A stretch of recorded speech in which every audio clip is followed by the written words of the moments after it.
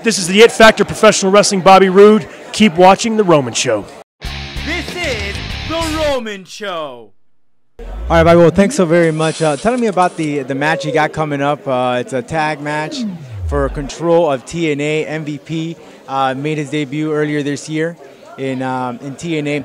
How has been the reaction from the MVP coming to TNA?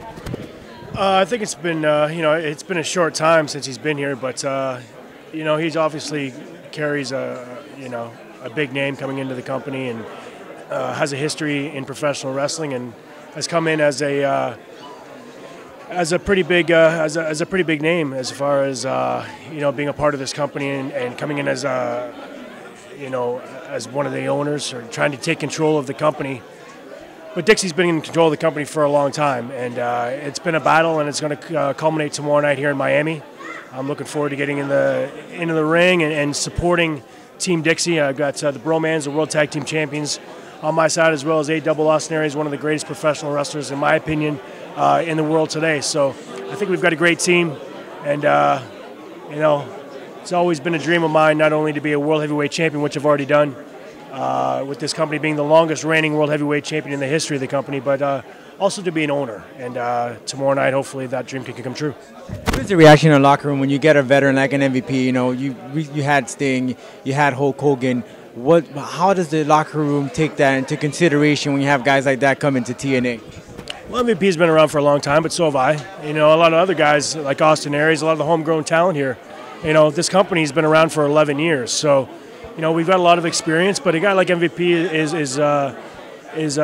brings a lot of experience from other places. He has a great Japanese wrestling background that he's bringing to the company, which I'm a huge fan of Japanese wrestling. So, we didn't really know much about each other, MVP and I, until he got here, and we had a great match, I thought, on Impact a couple weeks ago. And tomorrow should be no different. TNA teaming up with Japanese wrestling, how important is it to bring that style of wrestling to the United States? Also, you got Mexicans, luchadors, lucha libre with Tigre Uno. I think it obviously widens the fan base internationally, which is a great thing for our company.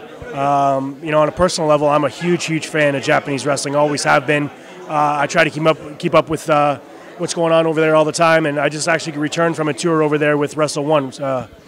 We've got an agreement with them right now, and a business agreement. And we were over there in Tokyo this past weekend as a part of a one-night-only pay-per-view, and I had a great experience again over there. That was my fourth trip to Japan, and it's going to be a great thing, I think, for both companies, Wrestle One and TNA, and as well as bringing the Mexican stars here to TNA is going to broaden the international fan base as well. So I think it's a win-win. Last question, how do American wrestlers adapt to that form of style of Japanese, especially since you might not understand their language? Same thing with Mexicans as well.